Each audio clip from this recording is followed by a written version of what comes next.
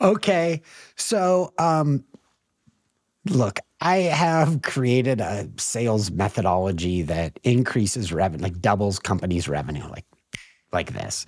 Doesn't matter what company, what the size is, what industry, who they're selling to, because it's really not about the company or the industry. It's people have this concept, this flawed concept that they have to sell a certain way inside of an industry, as if everybody that buys in that industry is like a test tube baby that only lives in that industry and doesn't step outside the test tube into other industries. It's like, it's totally, well, we're B2B, Todd, and there's a very specific way that people want to buy. Nah, it's about the psychology of the buyer. It's never been about the industry.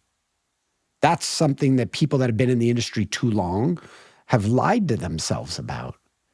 It's about the buyer. And when the buyer's needs and pain and frustrations are centered in the sales process, all of a sudden things change.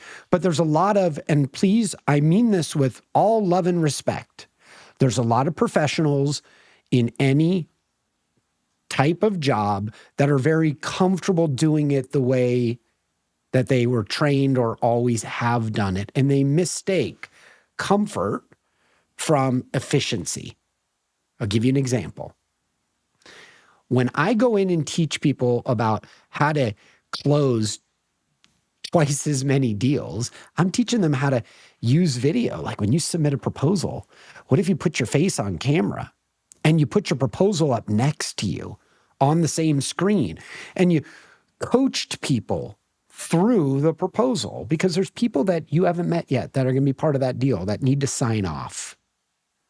You know, like there might be 3 other people and a CFO and a CEO, and you haven't been able to be there to influence them. But if you put yourself on camera and you walked people through a proposal and you put your eyes on the lens and you got your tonality right, the tonality of somebody that's there to serve and advocate and help you accomplish your goals, and real genuine, like a friend-making tonality, all of a sudden you'd close twice as many deals. But what I get a lot of salespeople that are like, yeah, dude, that's great. That's a lot. You know, that seems like a lot of work. But truth is, you only have to touch less people. You don't need to do the turn and burn thing. People mistake comfort from efficiency. They're like, I'm my system, that doesn't sound efficient. Can somebody get me more leads? You know, like they're just missing it. Let me give you another example. 41% of a salesperson's day is spent writing emails, but 80% of emails never get opened. And when I come in and advise, it doesn't matter if it's a Fortune 500 company, but I'm advising their sales team, the thought of changing from email to creating a video and maybe texting it to their prospect is so foreign that the first pushback that I get is, it doesn't sound efficient. And then when I walk them through the logic, they're like, we just write emails and send them out. I'm like, great, dude. Nobody's rating them. 80% of the time, they don't even get, 80% of your proposals don't even get opened. How do we pump up the jam on that and get better results and move away from something we're comfortable in that we've confused as efficient and get into something that's going to create better results, which is if you create a proposal and you email it to somebody and you send the text message. Hey, Jason, it was great talking with you earlier today. As promised, I just sent you an email with a proposal and a video. But if you're on the go, here's the link to the video and the email right here. And then they click on it right there from the text message. And now you've got a 5 times higher open rate. What does a 5 times higher ability to engage on your proposal do for your end of month revenue or your end of quarter or the end of year? It's the difference between just barely making it with a lot of people who are comfortable, or wild friggin' celebrations. And not a lot of sales leaders are like, yep, we're going to do that. We're going to learn a new trick. And so they sit in like a little 10%, 5% growth, and they think that's acceptable. That's why I giggled, because I'm a little different. Like when I go in, I want to help them get to that point where their company can experience the full breakthrough and potential. But it requires us to use slightly different technology, even though it's more effective and it closes at a higher rate. It's just the learning part that gets people a little scared. Todd, as you share this, I can only think of myself, say, 10 years ago, being someone that's very advocating for innovative sales and marketing tools.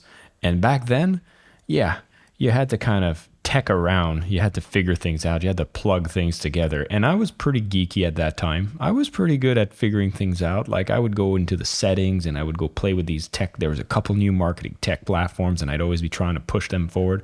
And then I'd look at the people and I'd be like older people. And then I'd be like, hey, or at least less tech savvy people.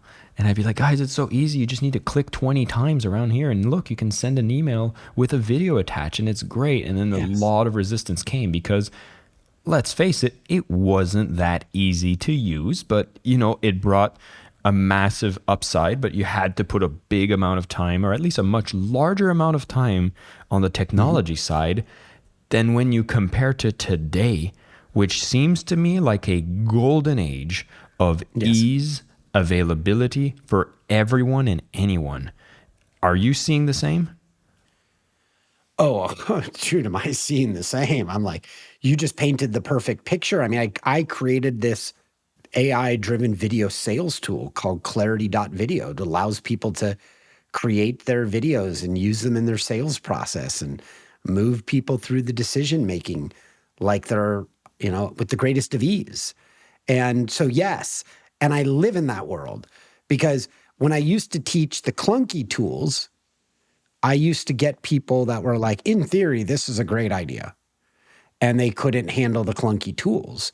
But, think about that stat that you gave about HubSpot in the introduction, that during my 30-day free trial, we sold $350,000. This is 2015, where I'm known inside HubSpot's offices from their founders as the first person to use video inside HubSpot. They have a stupid name for me, but I'll take it. They're not marketers.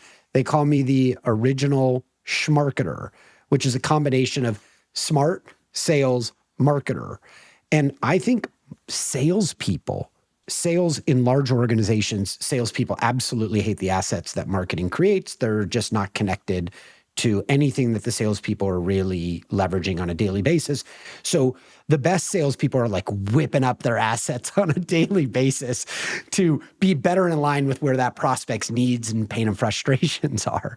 But I really think that if you can use an asset and become a little bit of a marketer inside of your sales process and teach visually and remove the reading heavy text part, people will buy from you at faster rates. People are 4 times more likely to watch video than to read.